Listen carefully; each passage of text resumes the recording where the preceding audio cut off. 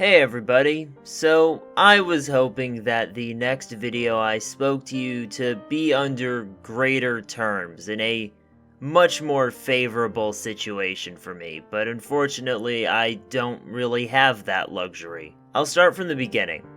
A couple days ago, I made a video on the new Bleach one-shot.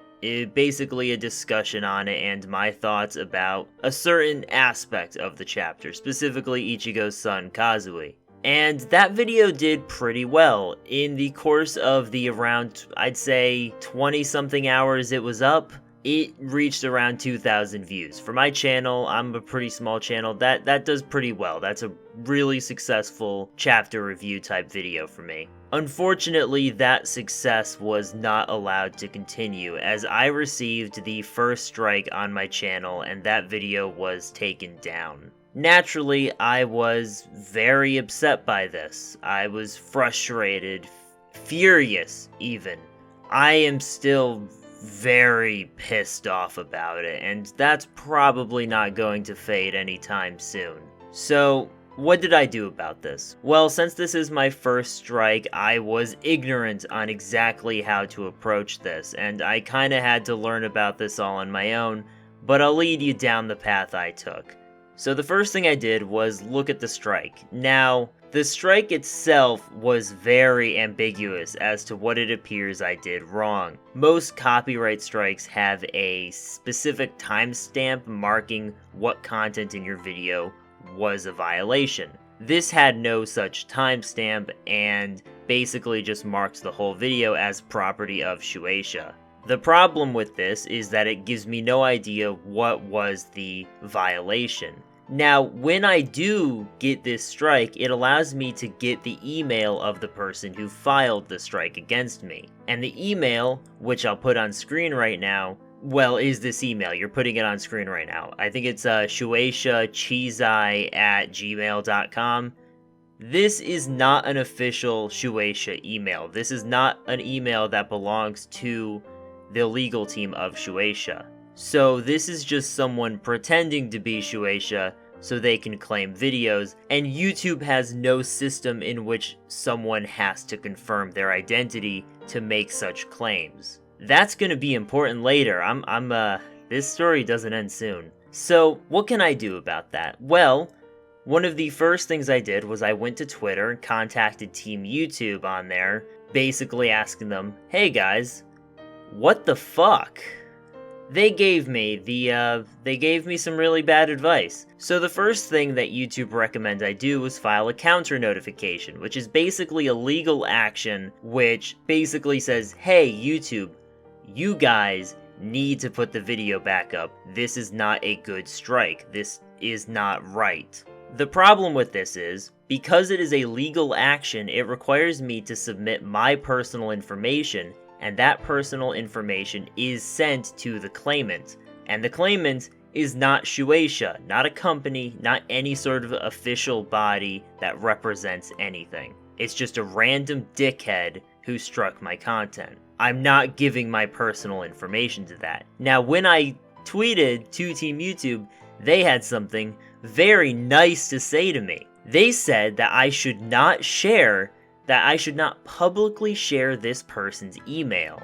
Now, I inquired later on in this little conversation with them as to why, and they never gave me a reason. They just said that it was for my own safety. I looked into it. It's not illegal to publicly share someone's email. There is no risk I take by doing this. So ultimately, as they suggested that I file a counter notification, they were far more concerned with the vague personal information of an email of the claimant abusing their system than they were of me, the person who was being affected by the claim and wrongfully subjected to this abuse of the system.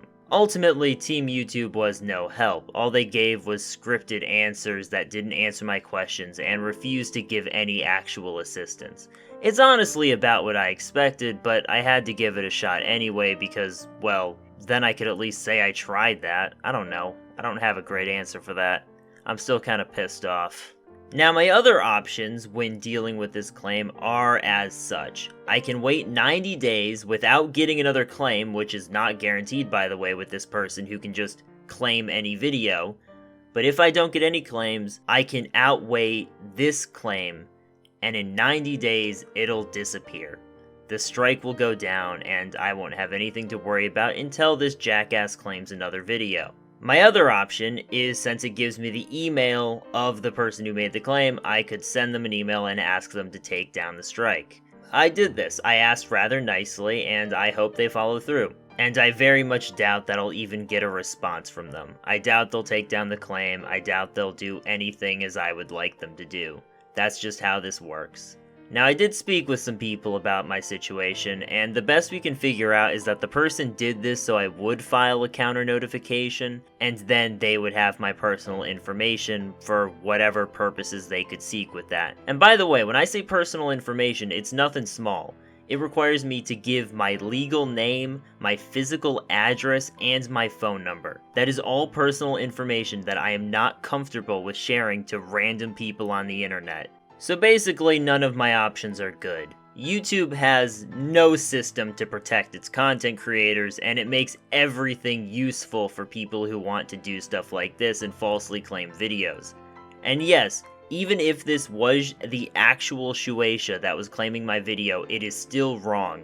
My video falls under fair use as commentary. All I did was comment on the panels and give my own take on it, and I did not show very much of the actual chapter at all. It is not a suitable substitute for the actual reading experience of the chapter. It completely falls under fair use because of this, as far as I understand it. So what to do now?